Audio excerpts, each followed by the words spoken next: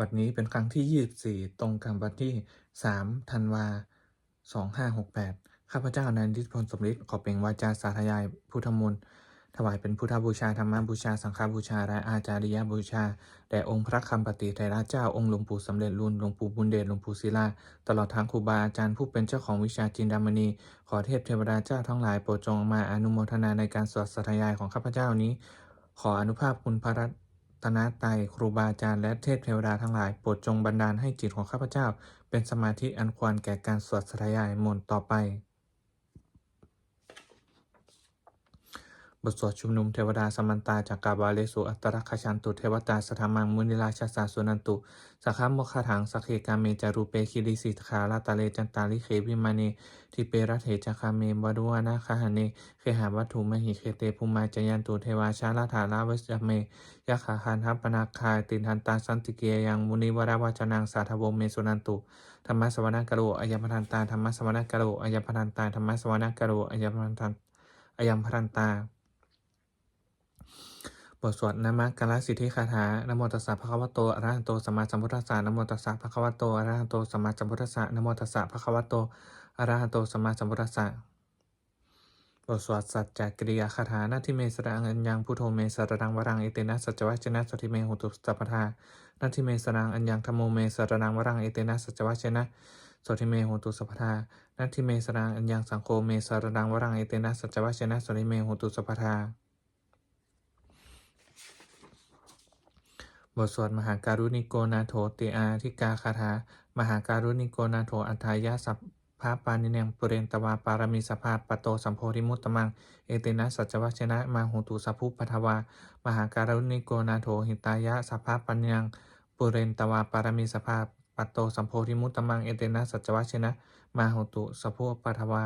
มหาการุณิโกนาโถสุขายะสัพพะปานิเนงปุเรนตวาปารมีสภาปโตสัมโพธิมุตตมังเอเตนะสัจวัชนะมาโหตุสัพพุปทวาบทสวดมหาสมัยสูตรเอวเมสุตังเอกังสมยังภควาสเกสุวิหาราติกัปปิลวัตถุสมิงมหาวเนมหตาพิขุสังเคนะสถิมปัจจมันเตหิพิขุสเตหิสเพวะอรันเตหิทัสหิจาโลกาทาตุหิเทวตาเดพุญเยนะสันนิปติตาโหติภควันตังทัศนายะพิขุสังคัญจาอัตโคจตุนางสุทวาสกายิกานางเทวานางเอตตาโหสิงอายังโขภควาสักเกสุวิหารติกัปปิลวัตถุสมิงมหาวเนมหตาพิขุสังเคนะสัทิมปัจจมันเตหิพิขุสเตหิสเพเหวะอรันเตหิทัสหิจาโรกาทาตุหิเทวตาเยพุญเยนะสันนิปติตาโหติภควันตังทัศนายะพิขุสังคัญจะยันนุนะมยัมปิเยนะภควาแต่นุปสังกมยามะอุปสังกมิตวาภควโตสันติเกปเจกคาถาภาสยมติอัตโคตาเทวตาเสยทัพปินามะพระวาปุริโสชมิชิตังวาพาหังภาษาริยะภาษาริตังวาพาหังสมิเชยะเอมะเมวะสุทาวาเสสุเทเวสุอัตตระเหตาภควโตปุระโตปัตตุระหังสุอัตโคตาเทวตาเพวะ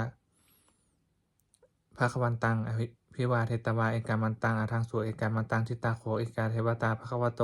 สันติเกมังคาถาอาภาสิมหาสมโยปวนาสมิงเทวกยาสมาคตาอาคาตัมหะอิมังธรรมะสมยังทักขิตาเยวะอปราชิตาสังคันติอาราโคปราเทวตาภควโต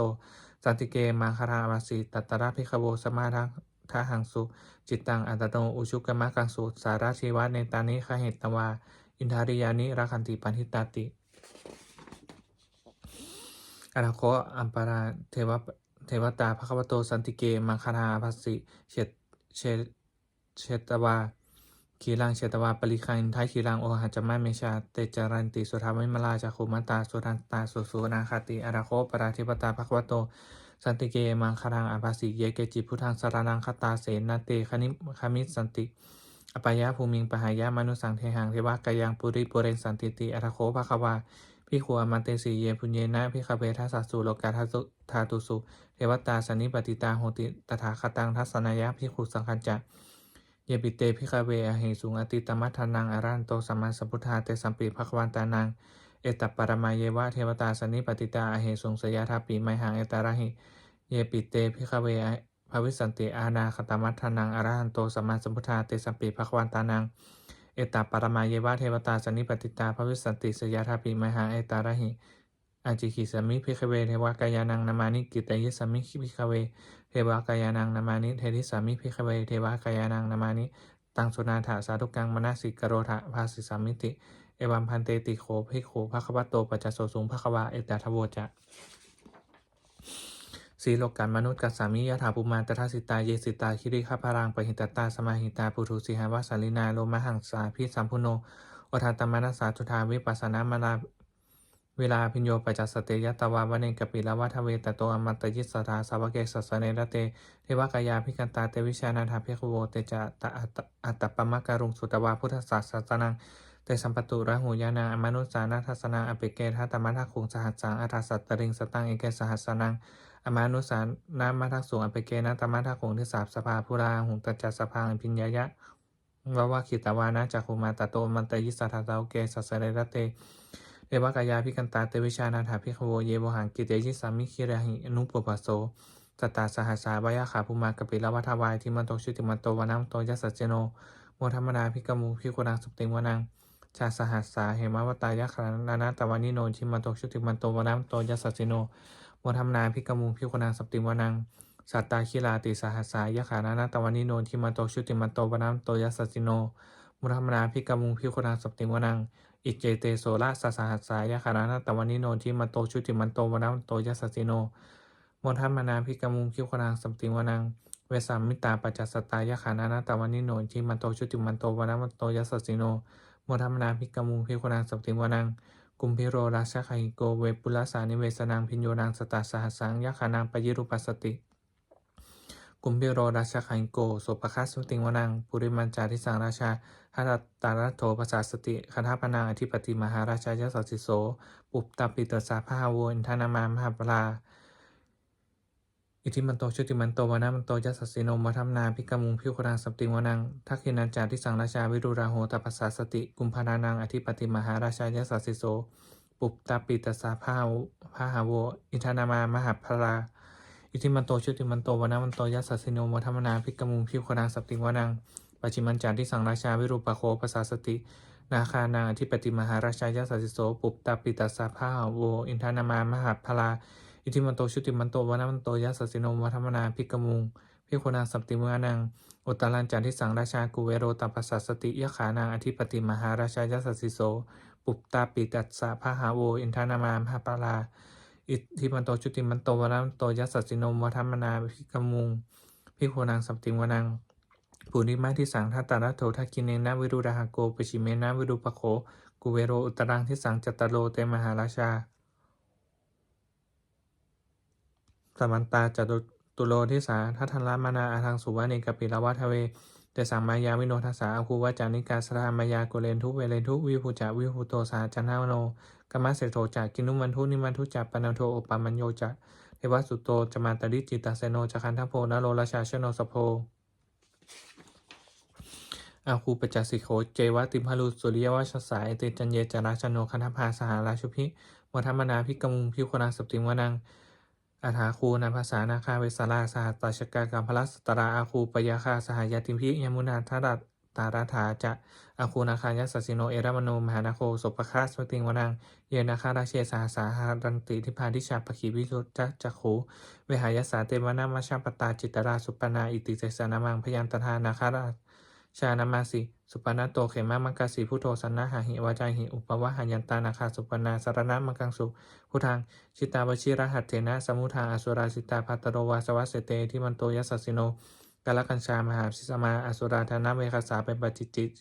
สุจิจิจาปหาราโทนมุจิสหัสตันจะพริปุตตานังสเพเวโรจนาไมกาสันยะหิตตวาพลิงเสนังระหูพระทะมุปาคมุสมโยธานิพันเตพิคุนังสัปติงวนัง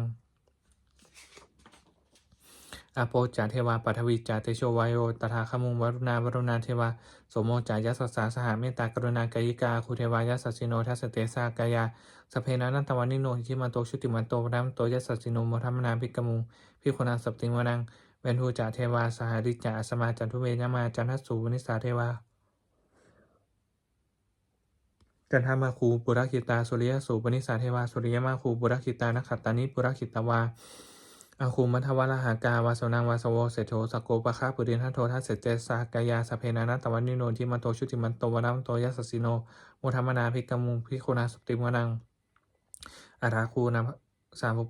สาภูเทวาชลามัคคิสิขาริวะอริทกาจาโรชาจะอุมมาปุพานิพาสิโนวรุณาสาธรรมจะอาจุตาจะอเนชกาสุรยะรุจิราอาคูวัสวเนจิโนทัสเสเตสากายาสเพนานัตตวันนิโนอิทิมันโตชุติมันโตวนัมโตยัสสสิโนโมทัมนาภิกมุงภิกขุนางสปติงวนัง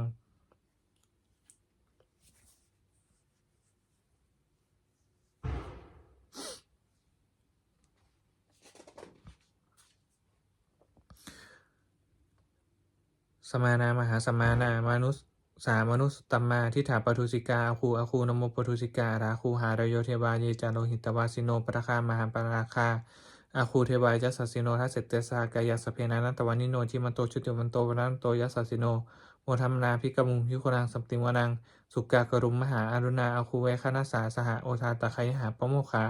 อาคูเทวาวิจักขณาสธรรมตาหาราคชามิสกาจยัสสสิโนทะเยนายังอาคาปจุนโนโยติสาภิวัสติทัสเสเตทัสสากายาสเพนานาตวันนิโนอิทิมันโตชุติมันโตวนัมโตยัสสสิโน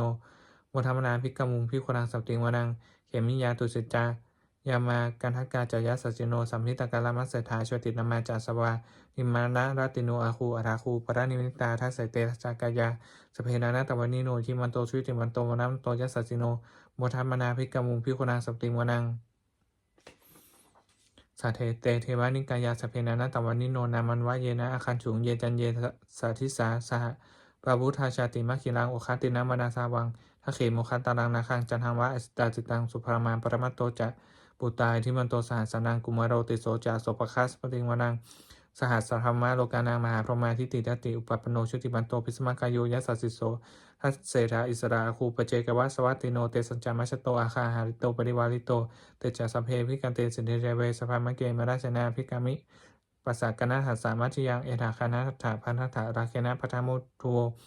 สมันตาปริวาเลธามาบุมุจถาโกจินาอิติสถามหาเสโนนักกันหาเสนาเปสยิปานินันตละมหาจะสรังกตนาวะเพระวังยถาปพุสโกเมโคธนายันโตสวิชุโกตถาโสปจุทาวติสังกุโทอาสยังวเสตัญจัสพามพิญญายะวะวะขิตานาวานะจักขุมาตโตมัตยิสถาสาวเกสเสเนเรเตมรัสนาพิกันตาเตวิชานันถาพิกโวเตจาตาปะเตจาอัตตปะมะการุงสุทธวาพุทธศาสนาวิตลาเคหิปากามุงในสังโลมัมปีอิชุยุงสเพวิชิตตาสังคมาพยาติตายสัสสิโนโมทันติสหภุเตหิสาวกาเตชเนสุตติบทสวดจุลชยปกรณ์นโมเมพุทธเตชะสารัตนตยธรรมิกาเตชะประสิทธิประสิเทวานารายะปรเมสุราสิทธิพรหมาจาอินทาจะจตุโลกาคัมภีรักขกาสัมมุทาภูตุงคังคาจะสัพพมะชยะประสิทธิภวันตุเตชยะธร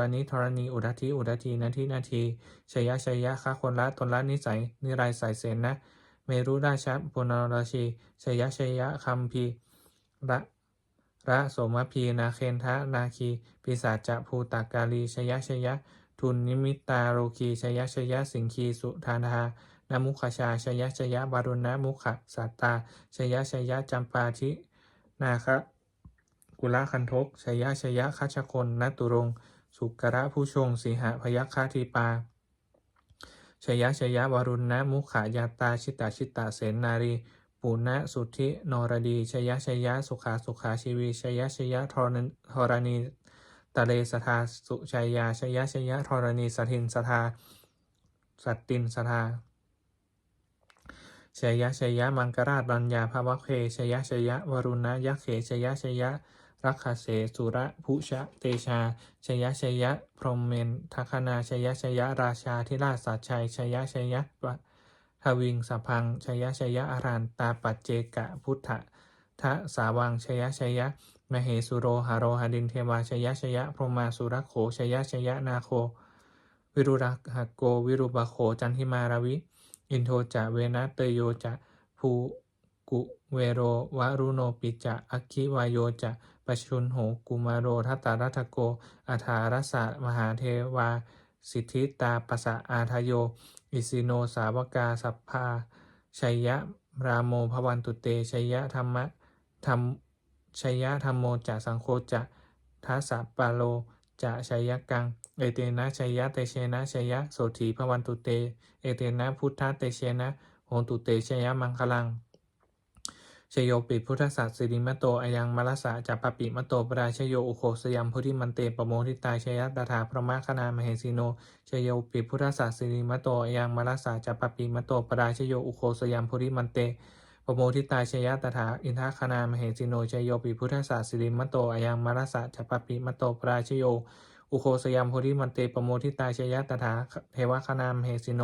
ชโยปิพุทธสัสสิริมโตอายังมรัสสะจัปปปิมโตปราชโยอุโคสยัมพุทธิมันเตปโมทิตาชยตถาสุปานาคณามเหสีโนชโยปิพุทธสัสสิริมโตอายังมรัสสะจัปปปิมโตปราชโยอุโคสยัมพุทธิมันเตปโมทิตาชยตถานาคคณามเหสีโน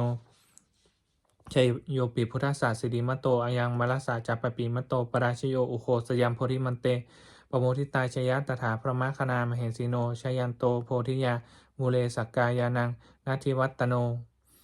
เอวังตวังวิชายโยโหหิชยสุชยมังคะเลอัปปาราชิตาปาลังเกสิเสปัทวิปุคะเลอภิเสเกสัพพพุทธานังอคัปปัตโตปโมทติสุนักขัดตังสุมังคลังสุปภาตังสุหุปติตังสุขโนสุมุหุปโตจะสุยิตถังพระมจาริสุปทักขินังกายกัมมังวาจากัมมังปทักขินังปทักขินังมโนกัมมังปณิทิเตปทักขินานิกตวานะลพันตัตเถปทักขิเนเตอัฏฐารัฏฐาสุขิตาวิรุราหาพุทธศาสเนอโรคาสุขิตาโหทะสหสัพเพหิยติภิสุนันตุพลโตเยเทวาอัสมิงธาเนอธิคตาคิคายยุกาสทาโหตุสุขิตาโหตุสัพพทารักขันตุสัพพะสัตตานังรักขันตุชินะศาสนังยากาจิปัทนาเตสังสเพปุเรนตุนโมรัฐา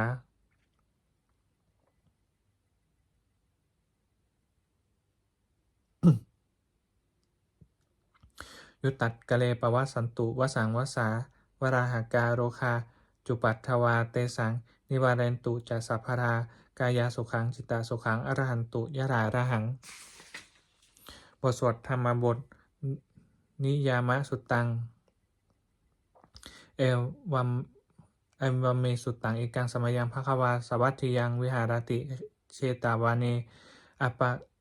อนากับปินทิกัสสะอาราเมตัตตระโขภควาภิกขุอมันเตสิภิกขโวติภวันเตติเตภิกขุภควโตปัจจโสสุงภควาเอตถโวจะอุปทาวาภิกขเวตถาคตานังอนุปทาวาตถาคตานังทิตาวสาทัตตุธรรมทิตตาธรรมนิยามตาสเพสังขารานิจจติตังตถาคโตอภิสัมพุชติอภิสัมเมติอภิสัมพุชิตวาอภิสัมเมตวาอจิคติเทเสติปยะเปติปทาเปติวิวารติวิภาชติอุตตานีกโรติสเพสังขารานิจจติอุปทาวาภิกขเวตถาคตานังอนุปทาวาตถาคตานังทิตาวสาธาตุธรรมทิตตานธรรมนิยามตาสเพสังขาราทุกขาติตังตถาคโตอภิสัมพุชติอภิสัมเมติอภิสัมพุชิตาวาอภิสัมเมตวาอจิคติเทเสติปยะเปติปทาเปติวิวารติวิภัชติอุตตานีกโรติสัพเพสังขาราทุกขาติอุปทาวาภิกขเวตถาคตานังอนุปทาวาตถาคตานังทิตาวสาธาตุธรรมทิตตาธรรมนิยามตาสเพธรรมาอนัตตาติตังตถาคโตอภิสัมพุชติอภิสัมเมติอภิสัมพุชิตาวาอภิสัมเมตวาอจิคติเทเสติปยะเปติปทาเปติวิวารติวิภัชติอุตตานีกโรติสเพธรรมาอนัตตติอิทัมมะโวจะภควาอัตตมนาเตภิกขุภควโตภาสิตังอภินันทุนติบทสวดพัทเทการัตตาคาถาอติตังนานาวาคามยะนาปฏิกังเขอนาคตังบุคคลไม่ควรตามคิดถึงสิ่งที่ล่วงไปแล้วด้วยอะไรและไม่พึงพะวงถึงสิ่งที่ยังไม่มาถึงยถาติตังปหินันตังอปตัญจะอนาคตังสิ่งเป็นอดีตก็ละไปแล้วสิ่งเป็นอนาคตก็ยังไม่มาปัจจุบันนันจโยธรรมังตถาวิปัสสติอสังเฮราสังกุปังตังวิธามนุภรุหเยผู้ใดเห็นธรรมอันเกิดขึ้นเฉพาะหน้าในที่นั้นๆอย่างแจ่มแจ้งไม่งอนแง่นคลอนแคลนเขาควรพอกพูนอาการเช่นนั้นไว้อาเชวะกิจมาตับปังโกชยามรณังสุเวความเพียรเป็นกิจที่ต้องทำวันนี้ใครเราจะรู้ความตายแม้พรุ่งนี้นะหินโนสังคารันเตนะมหาเสนนะมัจจุนาเพราะการผัดเพี้ยนต่อมัจจุราชซึ่งมีเสนามากย่อมไม่มีสำหรับเราเอวังวิหาริมาตาปิงอโหรตามาตันทิตังตังเวพเทกรันตนติสันโตอจิคเตมุนี มุนีผู้สงบย่อมกล่าวเรียกผู้มีความเพียรอยู่เช่นนั้นไม่เกียจคร้านกลางวันและกลางคืนว่าผู้เป็นอยู่แม้เพียงราตรีเดียวก็น่าชมบทสวดธรรมสังเวคะปัจจะเวกะคณะสัพเพสังขารานิจจาสังขารคือร่างกายจิตใจและรูปธรรมนามธรรมทั้งหมดทั้งสิ้นมันไม่เที่ยงเกิดขึ้นแล้วดับไปมีแล้วหายไปสัพเพสังขาราทุกขาสังขารคือร่างกายจิตใจและรูปธรรมนามธรรมทั้งหมดทั้งสิ้นมันเป็นทุกข์ทนยากเพราะเกิดขึ้นแล้วแก่เจ็บตายไปสัพเพธัมมาอนัตตาสิ่งทั้งหลายทั้งปวงทั้งที่เป็นสังขารและไม่ใช่สังขารทั้งหมดทั้งสิ้นไม่ใช่ตัวไม่ใช่ตนไม่ควรถือว่าเราว่าของเราว่าตัวว่าตนของเราอาจทุวางชีวิตต่างชีวิตเป็นของไม่ยั่งยืนทุวังมรณะความตายเป็นของยั่งยืนอาวสังมายามาริตาพังอันเราจะพึงตายเป็นแท้มรณะปะริโยสานังเมชีวิตต่างชีวิตของเรามีความตายเป็นที่สุดรอบชีวิตตังเมอนิยตังชีวิตของเราเป็นของไม่เที่ยงมารณังเมนิยตังความตายของเราเป็นของเที่ยงวัตตะควรที่จะสังเวชอายังกายโยอาจิรังร่างกายนี้มิได้ตั้งอยู่นานอเปตะวิญญาณโนขันธ์ปราศจากวิญญาณฉุดโถอันเขาทิ้งเสียแล้วอาทิเสสติจักนอนทับปัทวิงซึ่งแผ่นดินกระดิ่งครังอีวังประดุดดังว่าท่อนไม้และท่อนฟืนนิรัตถังหาประโยชน์มิได้อนิจจาวัตสังขารานสังขารทั้งหลายไม่เที่ยงหนออุปทยะธรรมิโนมีความเกิดขึ้นแล้วมีความเสื่อมไปเป็นธรรมดาอุปชิตวานิรุชันติขันเกิดขึ้นแล้วย่อมดับไปเตสังวุปสโมสุโขความเข้าไปสงบระงับสังขารทั้งหลายเป็นสุขอย่างยิ่งสัพเพสัตตามรันติจะสัตว์ทั้งหลายทั้งปวงกำลังตายอยู่มาริสุจะมาดิงสุจะมาริสาเรที่ตายแล้วและกำลังจะตายตาเทวะหังมาริสามิเราก็จักตายอย่างนั้นเหมือนกันนัตถิเมเอทะสังสโยความสงสัยในความตายนี้ย่อมไม่มีแก่เราเลยบทสวดเมตตายังกินจีกุศลังกัมมังสัพเพหิพระเตหิกตังปุญญังโนอนุโมทันตุสุนันตุโพนโตเยเทวาอัสมิงธาเนอาทิคตาทิคายุกาสทาโหตุสุขิตาโหตุทุกขาปมุจจันตุมัตตาปิตาสุขิตาโหตุทุกขาปมุจจันตุสัพเพยาติกาสุขิตาโหตุทุกขาปมุจจันตุสัพเพอยาติกาสุขิตาโหตุทุกขาปมุจจันตุสัพเพวิสาสัพเพยะขาสัพเพเปตาสุขิตาโหตุทุกขาปมุจจันตุสัพเพอาจาริยุปปัชยะสุขิตาโหตุทุกขาปมุจจันตุสัพเพนัคตาสุขิตาโหตุทุกขาปมุจจันตุสัพเพเทวาสุขิตาโหตุทุกขาปมุจจันตุสัพเพสามาตินังสัมมิชันตุโวบทสวดบูชาหลวงปู่ทวดนะโมโพธิสัตโตอคันติมายะอิติภควานะโมโพธิสัตโตอคันติมายะอิติภควานะโมโพธิสัตโตอคันติมายะอิติภควา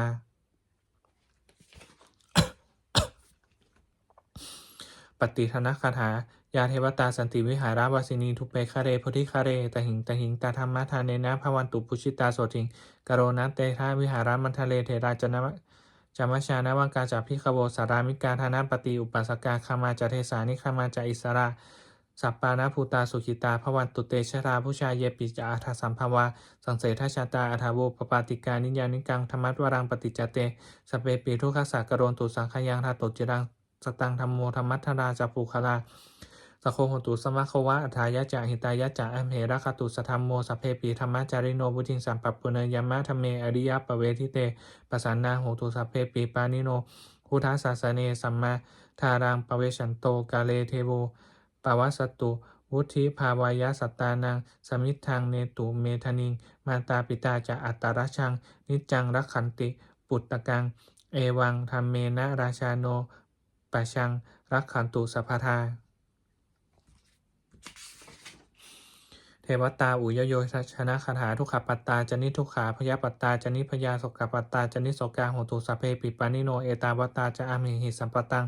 ปุญญาสัมปทังสัพเพเวเทวานุโมทันตุสัพพะสัมปติสิทธิยาทานังท่าทันตุสัทธายะสีรังรักขตุสัพพทาภาวนาพิรตาโหตุขชันตุเทวตาคตา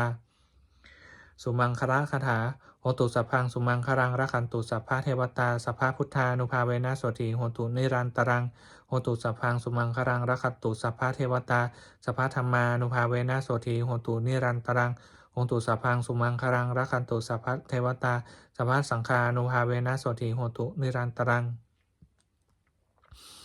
สพเพพุทธาภรปัตตาปัจเจกานัญจายังพรังหรันตานัญจาเตเชนะระขังพนามิสัพพโสสพเพพุทธาภรปัตตาปัจเจกานัญจายังพรังหรันตานัญจาเตเชนะระขังพนามิสัพพโส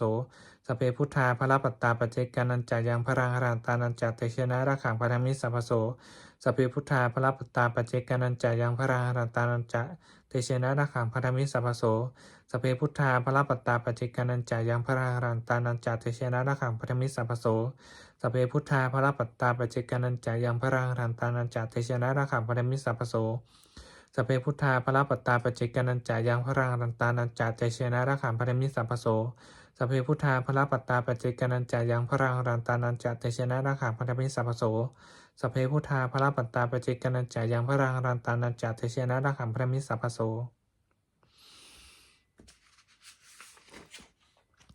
ด้วยอำนาจแห่งบุญกุศลที่ข้าพเจ้าได้สวดสาธยายพระพุทธมนต์นี้ข้าพเจ้าขอน้อมเกล้าอุทิศถวายเป็นพระราชกุศลแด่สมเด็จพระนางเจ้าสิริกิติ์พระบรมราชินีนาถพระบรมราชชนนีพันปีหลวงผู้เสด็จสู่สวรรคาลัยขออานิสงส์แห่งบุญกุศล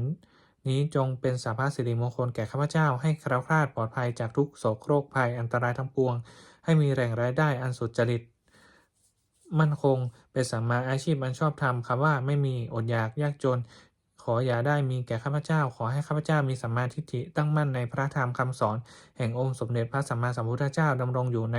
ความดีงามตลอดกาลนานอีกทั้งขอเทพเทวดาทั้งหลายผู้ที่ได้อนุโมทนาสาธุการในบุญกุศลนี้โปรดประสิทธิ์ประสาทพรน้อมส่งอนุภาพแห่งมงคลไปสู่วัตถุมงคลพระปิดตายอดเศรษฐีทั้งฝ่ายไทยและฝ่ายลาวรวมถึงวัตถุมงคลทั้งปวงที่3สิ่งอมูเลตได้จัดสร้างขึ้นให้เปี่ยมด้วยพุทธานุภาพเทวานุภาพและฤทธานุภาพอันศักดิ์สิทธิ์อำนวยผลให้เป็นสิริมงคลแก่ผู้ครอบครองและบูชาทุกประการเทินสาธุ